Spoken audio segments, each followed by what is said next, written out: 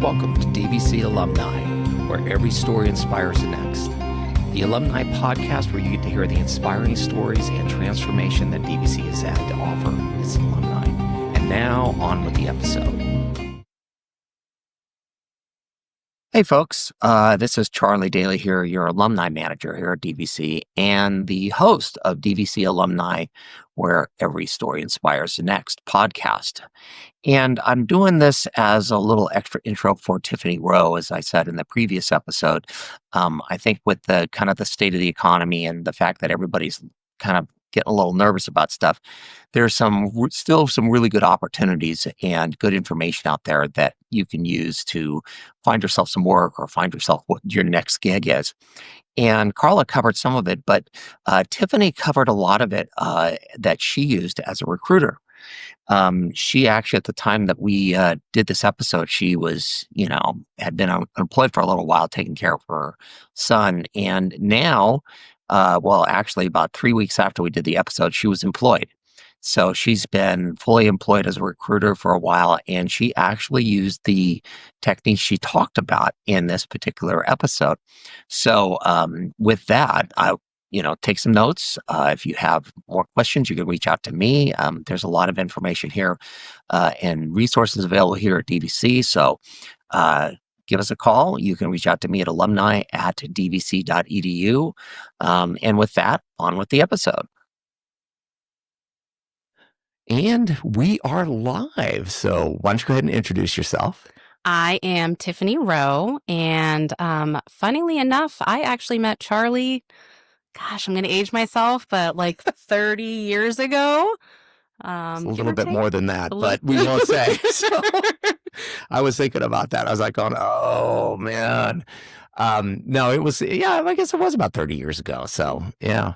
So, yes, actually, she was, you were best friends with Megan Rourke. Shout out to Megan, and used to come along and cheer us like, yay! Yes. So when I was coaching softball with her mom. So fun. And then we came across LinkedIn decades later. Again, sorry with the aging, but that's okay. Super excited to be here. Thank you so much for having me. I am very excited to have you, and we'll go through the whole thing because part of it is because of what you have done over the last 12, 15 years. And so we'll talk about that because I think that's going to be super relevant. But first, let's talk about you grew up here in Pleasant Hill. I did. And take it away from there. Yeah, absolutely. So born and raised in Pleasant Hill. Actually graduated from College Park High. So Go Falcons. Always knew that DVC was in my future. It was right across the street. But I will share that, growing up, I always wanted to be in staffing. Mm-hmm. Sorry, not in staffing. Always wanted to be in the medical field. Yeah. So always wanted to be a pediatric nurse practitioner. So like growing up, I wanted to help people. Mm-hmm. Was like really excited about what that looked like. So, went to school, graduated. And then I took some classes at DVC, really just, kind of the basics, English, did a fun kickboxing class. Oh, really? Okay. Yeah, had some fun there. And then, I knew I didn't have the opportunity to go to a 4-year college. It's not something I could afford or my parents could afford. And so I was okay with that. I knew that, the nursing is where I wanted to be. And so after a few classes at DVC, I went out to study for medical assisting.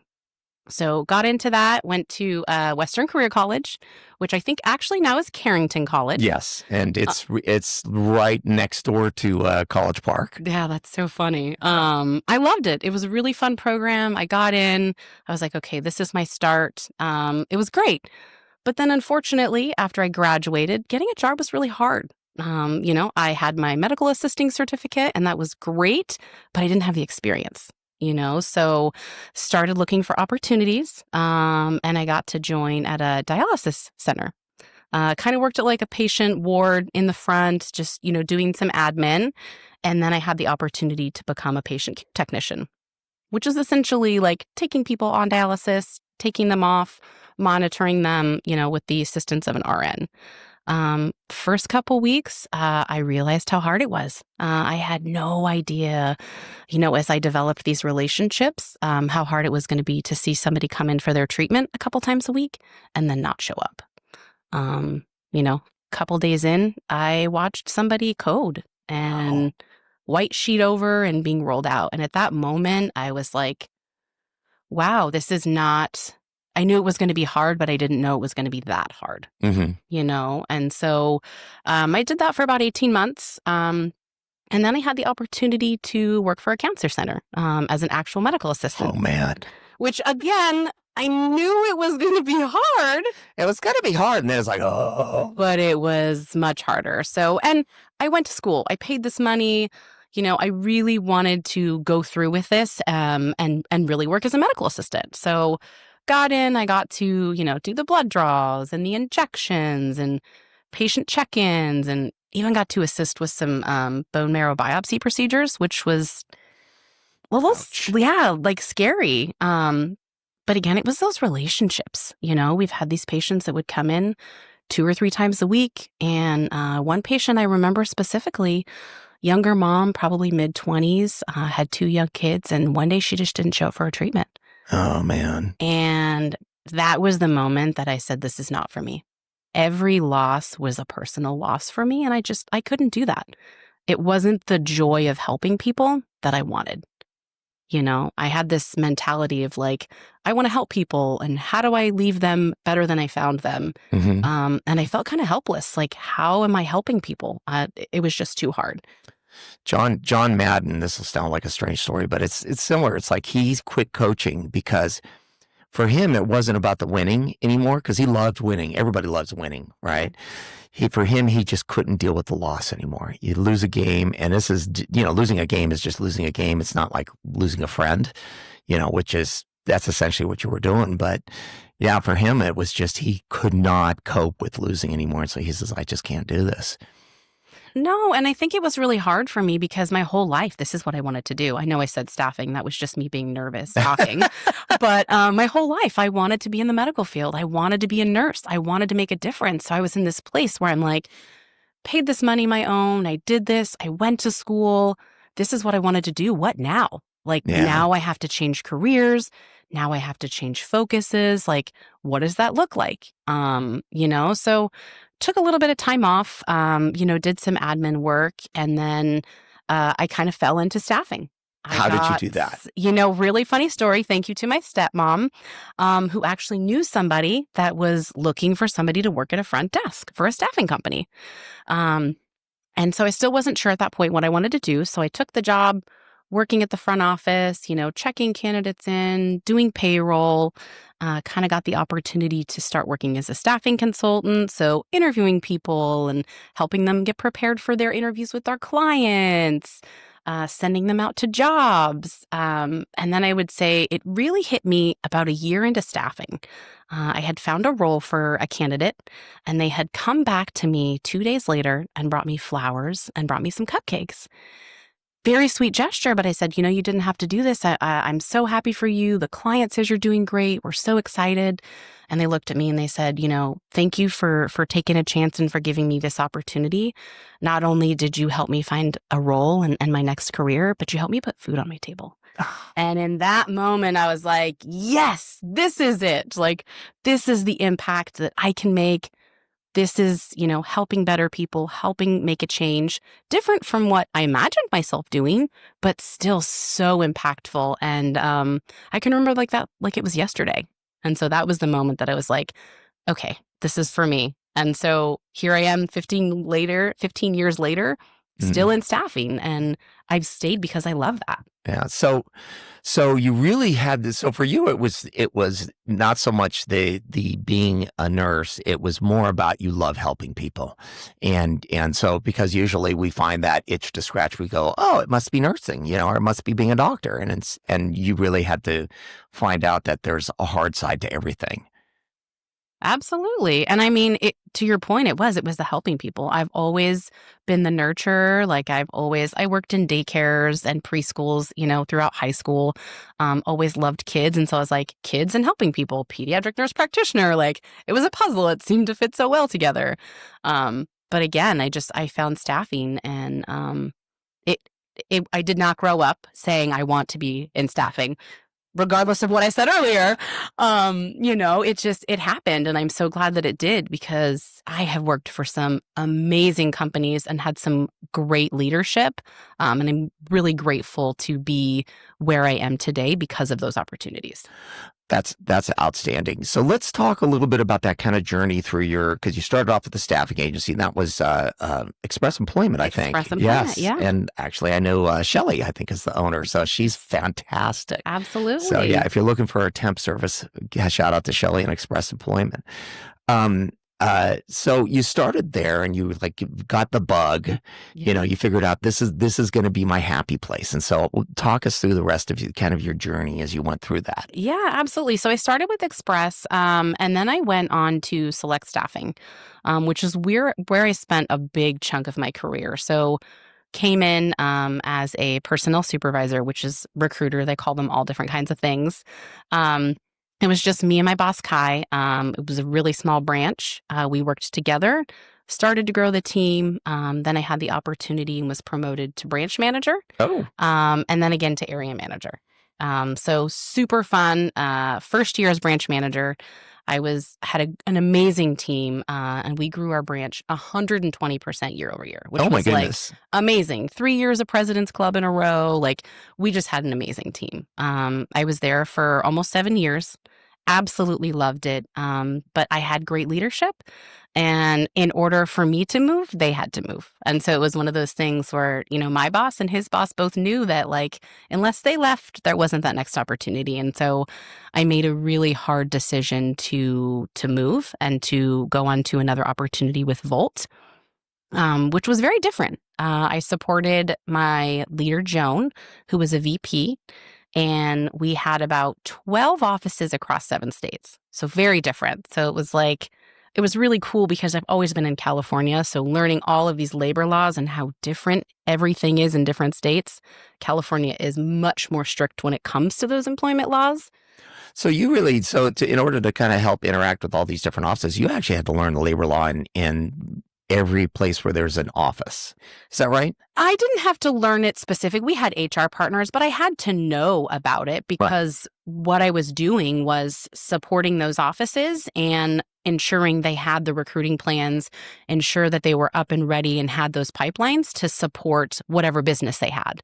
And business was different in every state, right? Mm-hmm. And so I think for me, that was the big challenge, but also really fun because everything was so different. And learning to work with those different businesses and working with all of those teams and really helping them grow was super fun. It was a really, really exciting opportunity. But the travel was fun until it wasn't fun anymore. Been there. It's great. And then it's kind of oh. Yeah. Oh, it's super fun. I have this hotel and I can, just watch TV and do my work and super exciting. But then it was I miss my son. I want to go home. I want to see my family. And so that was when I had taken the opportunity to really take my next step. And that's when I found Starbucks. So everybody's going to want to hear about that. So you went from Volt to Starbucks. And so what was that transition like? Well, I knew I wanted to work for Starbucks. I really got to that point where I was okay, this travel's not for me. And where do I want to be? And where's the company that I want to work for? I'm ready to find my career. So I started, researching companies, figuring out what their cultures were, what their values were, what aligned with what I was looking for, right? And so one of my best friends, she worked for Starbucks and she was a district manager and she always said amazing things about the company. And in my last role at Volt, funnily enough, when I wasn't traveling, I had the opportunity to work remotely. And I would always find myself in a Starbucks. Some days I'd get in my car, Charlie, and I'd just show up at a Starbucks and I didn't even realize that's where I was going because I loved being in Starbucks. And so I was this is where I want to be. This is a company I want to work for. If the interaction as a customer is this great, hire me. Where do I sign on the dotted line? So applied for a couple roles. Didn't make much traction. And so I was it's time to really start that networking piece. So I connected with as many people as I could at Starbucks. My last manager, Jody, I kind of stalked her. I I'm sure she'll admit that. I reached out over and over again. We had these connections. I think probably it was like 5 or 6 months we connected, having these conversations until something came to fruition. And so super excited to join that team. I was like, this is where I want to be. Loved the culture, loved the team, the environment, everything about the company.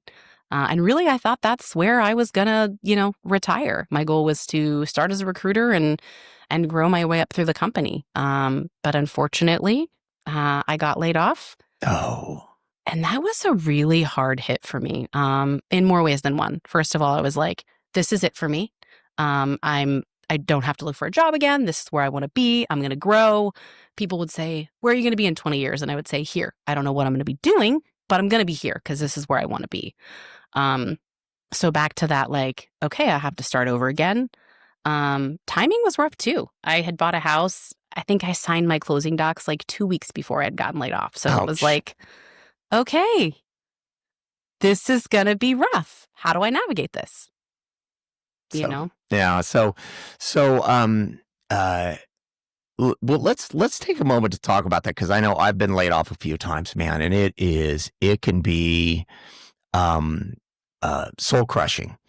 Because I know when I've had it happen to me, sometimes it's been like, yeah, that's fine. I'll go find something else. And then there's been times where it's just like, it was kind of like, this is my forever job. And then now I'm pounding the pavement and you got to take that time to kind of regroup. So what was that time period for you like? It was a busy time. Again, I just moved into my house. And so I was like, okay, this is a hard hit. I actually got the call on my son's 10th birthday. So that was just like, insult to injury, right? It happens. And so I just took some time to think about like, what's next? Like, left the company in great terms, had nothing but good things to say about them. But I had to figure out what was next. But I didn't want to rush into that because for me, that was where I was going to be. That was my career. I didn't want to go find a job for the sake of having a job. So really for me, I had to think about that. It was an opportunity for me to get settled into my house, an opportunity to spend some time with my son during the summer, which was great because, Yep. I'm not a teacher, so I don't get that summer off. Yep. Usually I'm working. So he was really excited about that. But for me, I knew I still wanted to be in staffing. I still wanted to help people find their roles. And so, I updated my LinkedIn. I started, putting feelers out there, but really took some time to figure out what that next step was because I wanted to make sure it was the best career move for me. Okay. So, and we're going to come back to that because I know like when I was not this position, but the position before is like I was using my LinkedIn profile at that point to move that particular career forward, but it wasn't like something to move me forward. Mm-hmm. And that when I left that company, it was like one of those things like, okay, I basically had neglected my LinkedIn for what I really needed to be using it for. So, but we'll get back to that in a minute. So then you decided, okay, now it's time to kind of get things going, and you've had a busy fall. I have. So spent the summer with my son. Unfortunately, kind of as summer was closing out, my mother got sick. And then shortly after, my brother was involved in a serious mountain biking accident and broke his neck. Very grateful he was okay, not paralyzed, anything like that. But that was like okay, this is going on a pause again, and I need to take this time to be with my family. My mom passed away in December. And so that was, a very hard time for me. It was the holidays. Mm-hmm. And so I took that time to be with my family. My mom was in Portland when she was sick. My brother and sister are both in Portland. So for me, it was just about spending that time with family, and taking that time to be with them, during a time that was difficult, not just emotionally, financially, like all of the things, right? Everything that I was experiencing was kind of just coming together. And I had to take a moment to say, okay, what's next? And how do I navigate this? Because it was a lot of challenges, like all in one space. And so really spent that time with my family. And then come first of the year, I was like, okay, now we're in this place where things aren't as slow. November, December, you don't see a lot of hires. Nobody's going to talk to you. Yeah. And so like, I know that it's like here at the college, it's like everything stops. And I know back in the days when you're looking for work, anything after October 31st, October's a little dicey. Anything after that, nobody's going to hire you. It's like, hey, give us a call in January, Yeah. But that didn't mean that I couldn't put the work in, right? Mhm. So to your point about the LinkedIn, it was like I had to start making those changes, making those connections, doing those introductions. But really, I would say January is where I hit it really hard as far as what am I going to do differently? There are so many jobs out there to apply for, but there are 10 times, 100 times as candidates. And so it's like, how do you set yourself apart? So we're gonna now move on to that section because I think this is really important. This is part of the reason I was so excited about having you come in here. Is I wanted to talk a little bit about kind of because you've been on both sides of the I'm looking for a job, right? You're looking for a candidate, and then you're looking for a job. So when you were a recruiter, did you use LinkedIn a lot, or how did you? Absolutely. So definitely on LinkedIn, connecting with candidates. We set up pipelines, use LinkedIn Recruiter, connecting with candidates. And so I know how important that is. But I also know the amount of in-mail that you get, right? Yes. There, especially working for a name like Starbucks, right? There were constantly candidates reaching out saying, hey, I want to work for Starbucks. Hey, I want to work for Starbucks. And so we had a process, and I would share with them what that looked like, so that they understood what that process looks like. I can't give you the name of a hiring manager and send you through, but I can encourage you to search on LinkedIn and connect with people and apply and send those messages because that's how I got my opportunity at Starbucks, right? And so knowing that, like, as I go in, I'm like, oh man. And it's so funny because I've been doing this for 15 years and I was like, okay, my resume is great. And I was like, but is it? Like, I've been doing this. And so I'm like, what am I not seeing that somebody else could be seeing? Because I'm so used to doing it for other people, but doing it for myself, I was like, I can't do this. So it was just interesting to be in the other seat when I've been on the other side of it for so long. So what are some tips that somebody could do with like their LinkedIn or their opportunity to kind of like maybe stand out a little bit or at least get noticed? I mean, what are some things that, I'm reaching out to a recruiter. Yes, there's a process, but what could make me maybe slightly more likely to have somebody at least pick up the phone, or I don't know if anybody even does that anymore, but shoot an email or an in-mail? Absolutely. I would say take a good hard look at your LinkedIn. Is your profile updated? Is your picture 10 years ago? Is your headline recent? Really go in there, figure out what it is that you want to do, highlight those skills, and put that on your LinkedIn. Make sure your work experience is in there. Make sure that if you have done some work recently and you can get some recommendations, that's something I worked on recently. Get recommendations.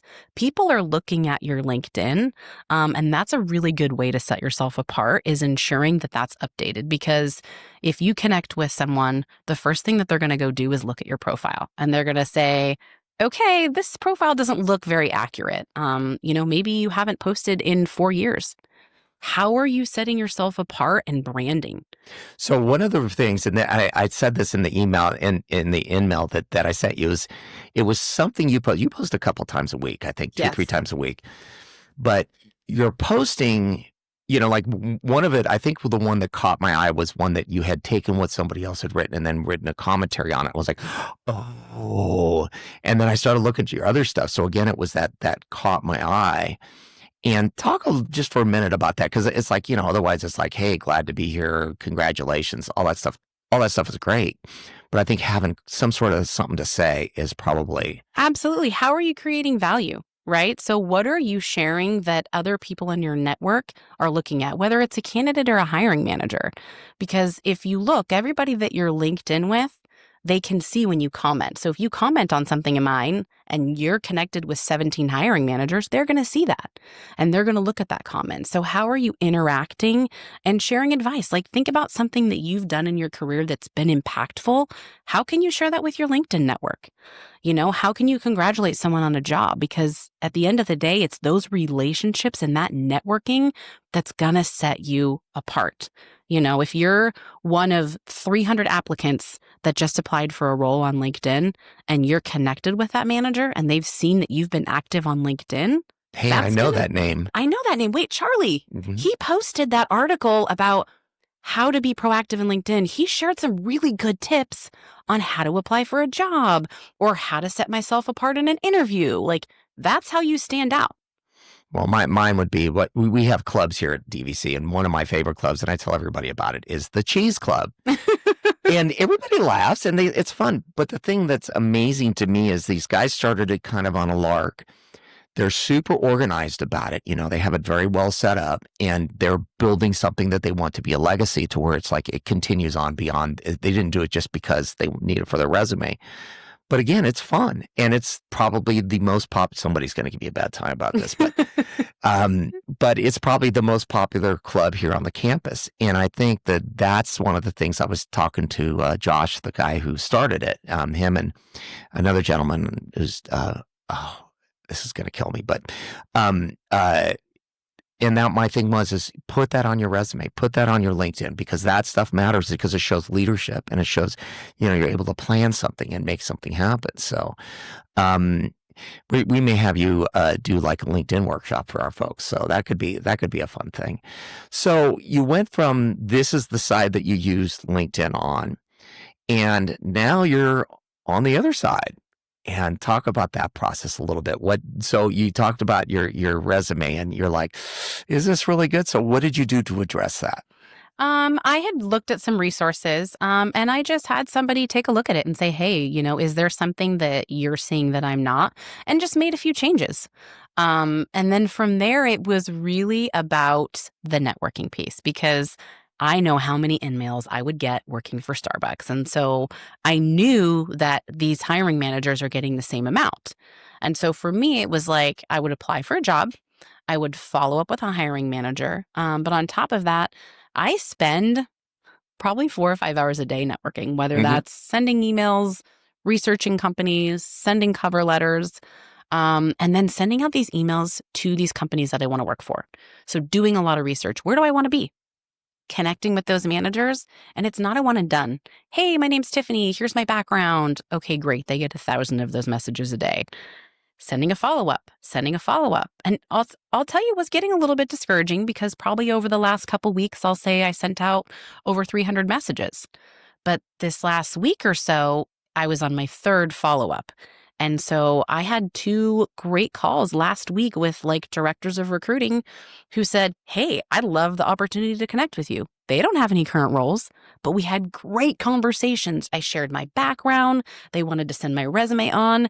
That had nothing to do with an open position. I didn't apply. It was being persistent and highlighting what I could bring to their organization and how I could be impactful, which resulted in that conversation, which will hopefully result in more conversations. Mm-hmm. So I'm a big believer in networking. I think it is a golden art, and there's a certain amount of science to it, but it's just, most of it is just, you got to be persistent. And so how did you determine what you bring to the organization? Because that's one of the things that I think too often it's like we go, well, I show up on time. Okay, that's great. That's a good start, but tell us, what process did you go through to kind of go, okay, what are my skill sets that I'm going to bring that's going to make you want to hire me? Absolutely. So I look at my resume, right? And I'm like, okay, I'm going on 15 years this year that I've been in staffing. So what I did was I said, okay, here's my 15 years. What are some of the things that I've accomplished? What are some of those highlights? Because again, you send an email, a message, it's really long. You don't want people to get lost in that first couple sentences. So finding some of those key pieces. And then I was really, really, when I was looking at the people that I was connecting with, I was being super mindful of the people that I was connecting with. So I was connecting with directors of recruiting, VPs of recruiting, looking at those companies and knowing what they were looking for. And that's what I was sharing. I was sharing with them my expertise as it relates to what they're doing as an organization to ensure that they're looking at this, right? It's like you're looking on a menu and you're like, what do I want? And they're like, that's what I want. And wait, she has that? When? And so I think those are the connections that I've made where those managers have reached back out to me like, hey, love your skill set, not hiring now, but send me your resume, or hey, reach out to this person. I think that's absolutely brilliant. So if someone was starting out, let's imagine for a moment, it's like, I've never, I'm just getting out of school. I've done the ERA program or something like that. I have my no experience. You went down that road before. Mm-hmm. Where would be a good place to start? It's like you want to get your foot in the door. I mean, how would you attract some attention at that point? I would say think about where you want to be, right? So really start with that basics of your LinkedIn profile. Go ahead and update your headline. Make sure that it's catchy. Make sure you have any experience. So whether that's maybe you volunteered somewhere, that's relevant. Get those recommendations, even if it's from one of your professors. Highlight what you've done and put that on there. And then there's learnings that you can take. So right now, I'm taking a bunch of LinkedIn learnings and adding those to my profiles. So whatever that you can do to make yourself shine. And then again, it's that networking. So if this is a field I want to be in, how am I connecting with people that align with where I want to be and doing those introductions, and then creating a presence on LinkedIn. Whatever value you can bring that people are going to start interacting with, have that name be known.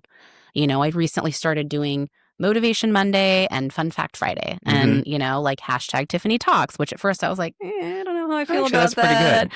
But now it's like people are going to look for that, right? Mm-hmm. And that's my hope, is that there's someone somewhere, even if it's one person that's like, that was really impactful. I appreciated that. See, you're on a podcast because of that.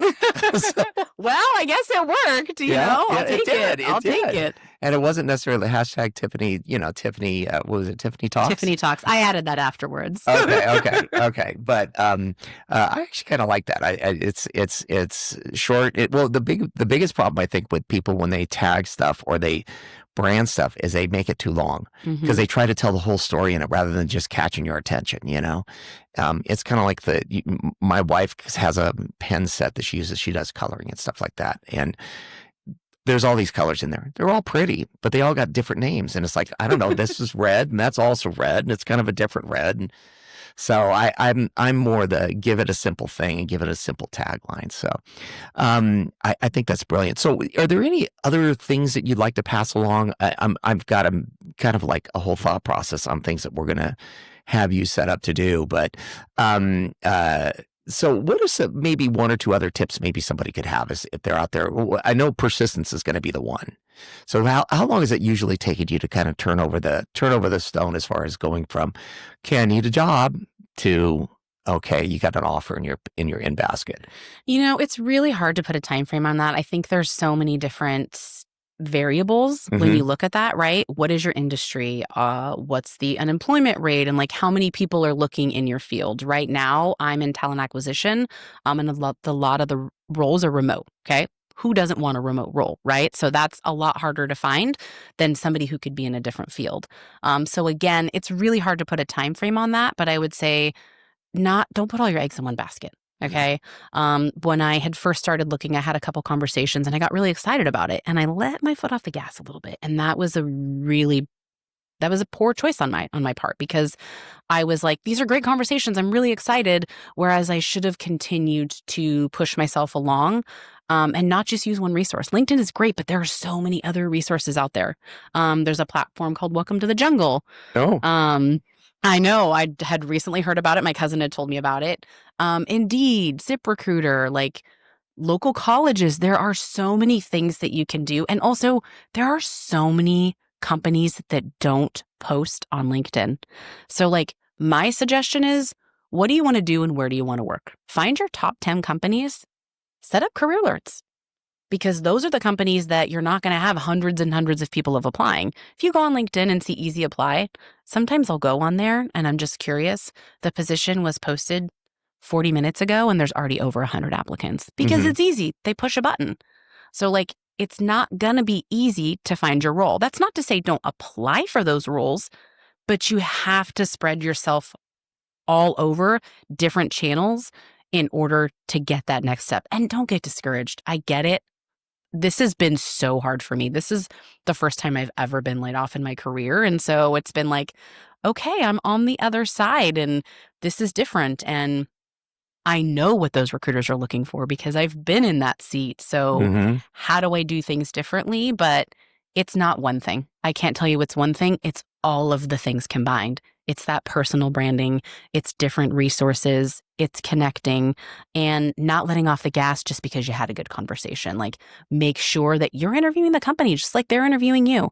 And there are so many resources out there around tips to interview and how to fix your resume. And so really ensuring that people understand what those resources are, because you don't have to go spend a bunch of money. There's a lot of resources at your fingertips that can help you to be successful and taking that next step. Well, and one of them is actually here at DVC. If you have taken one class, you're a DVC alum. And so you then are qualified for career services, which they'll help you with cover letters, with resume tips, with mock interviews, with all sorts of things. And so, yes, I mean, you're probably a little further along than a lot of people, but there are a tremendous number of resources here at DVC and at most colleges. You know, they have especially in the Contra Costa Community College District. Well, cool. Well, this has been really exciting. I'm going to talk you into being in our speakers bureau, and I think that'll be a lot of fun. And I'm going to let Miriam know also that you could be available, because I think she would love you. I think her students would love your talk. So, and with that, I think we're going to wrap it up. Awesome. Thank you so much for having me today, Charlie. I really appreciate it. It was a pleasure. Absolutely. Thanks for coming in and braving the rain. All right. Thank you. Thank you for tuning in to DVC Alumni, where every story inspires the next, the podcast for the DVC Alumni Association. You can contact us at alumni@dvc.edu with any comments, and be sure to leave a like and subscribe to our podcast.